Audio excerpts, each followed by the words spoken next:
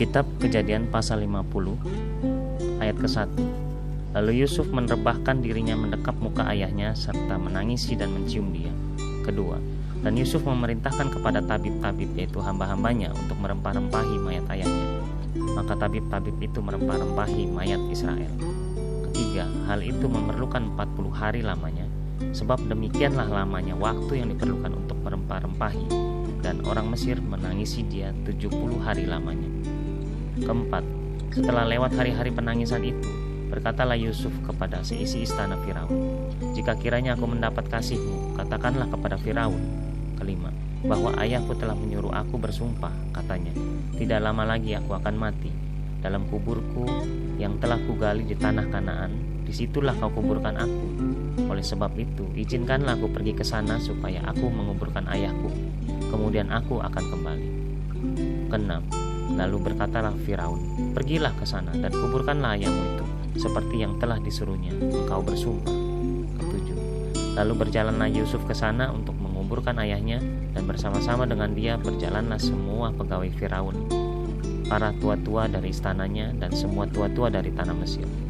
Kedelapan, serta seisi rumah Yusuf juga, saudara-saudaranya dan seisi rumah ayahnya. Hanya anak-anaknya serta kambing domba dan lembu sapinya ditinggalkan mereka di tanah Goshen. Kesembilan, baik kereta maupun orang-orang berkuda turut pergi ke sana bersama-sama dengan dia, sehingga iring-iringan itu sangat besar. Kesepuluh, setelah mereka sampai ke Goren Haatat yang di seberang sungai Yordan, maka mereka mengadakan di situ ratapan yang sangat sedih dan riuh, dan Yusuf mengadakan perkabungan 7 hari lamanya karena ayahnya itu. Ke-11, ketika penduduk negeri itu, orang-orang Kanaan, melihat perkabungan di Goren Haatat itu, berkatalah mereka, "Inilah perkabungan orang Mesir yang amat riuh."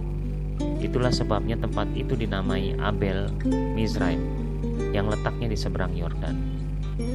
Ke-12, anak-anak Yakub melakukan kepadanya seperti yang dipesankannya kepada mereka. Ke-13, anak-anaknya mengangkut dia ke tanah Kanaan, dan mereka menguburkan dia dalam gua di ladang Makpela yang telah dibeli Abraham dari Efron, orang Het itu, untuk menjadi kuburan milik, yaitu ladang yang di sebelah timur Mamre. Ke-14, setelah ayahnya dikuburkan, pulanglah Yusuf ke Mesir, dia dan saudara-saudaranya dan semua orang yang turut pergi ke sana bersama-sama dengan dia untuk menguburkan ayahnya itu. Ayat ke-15 dengan perikop atau judul, Yusuf menghiburkan hati saudara-saudaranya. Ayat ke-15, ketika saudara-saudara Yusuf melihat bahwa ayah mereka telah mati, berkatalah mereka, "Boleh jadi Yusuf akan mendendam kita dan membalaskan sepenuhnya kepada kita segala kejahatan yang telah kita lakukan kepadanya." Ke-16, sebab itu mereka menyuruh menyampaikan pesan ini kepada Yakub, kepada Yusuf, "Sebelum ayahmu mati, ia telah berpesan." 17, beginilah harus kamu katakan kepada Yusuf, "Ampunilah kiranya kesalahan saudara-saudaramu dan dosa mereka, sebab mereka telah berbuat jahat kepadamu. Maka sekarang ampunilah kiranya kesalahan yang dibuat hamba-hamba Allah ayahmu." Lalu menangisilah Yusuf ketika orang berkata demikian kepadanya.